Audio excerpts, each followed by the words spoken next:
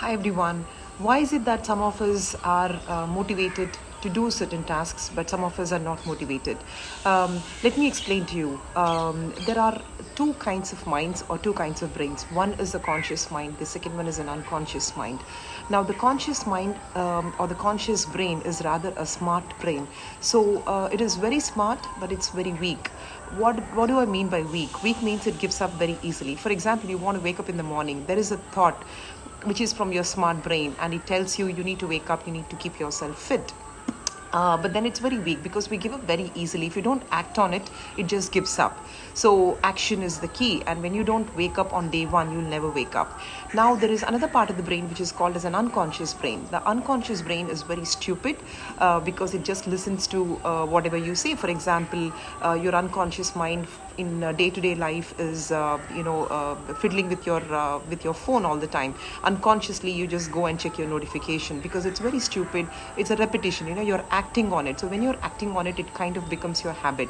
So your unconscious mind or the unconscious brain is likes certain comfortable things. It just wants to keep you in that comfort zone, and then you want to, let's say, sleep a little longer, or if you want to eat a pizza or a burger, etc., because it's very comfortable. It's more of a comfort eating, and you want to be on your touch screen all the time. So this is your unconscious mind telling you, and what happens is you kind of start doing it. It is a stupid, dumbest part of your mind, or a very dumb brain, but it is a very strong brain. When I say strong, it's just that it just sticks to it. It's very difficult to take out our fingers from the phone, isn't it? So that's what it is.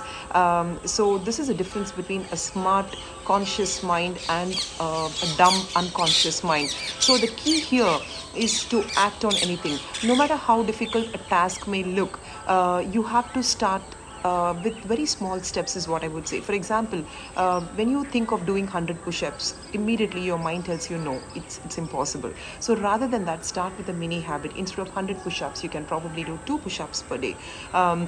If your mind tells you stay away from the phone, it is not possible to completely stay away from the phone, even for me, or for anybody for that matter. So what we can do is we can have that phone free time instead of completely staying away. So maybe you can say an hour in the morning and before going to bed, and once I wake up in the morning, I'm going to stay away from it.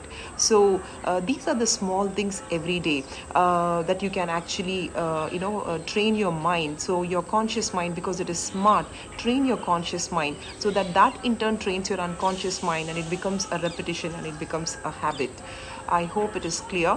So this is what actually helped me, small mini habits. Instead of doing many big things, one big thing at a time, do many small things at a time, and this really goes a long way in changing your life for good. Thank you so much.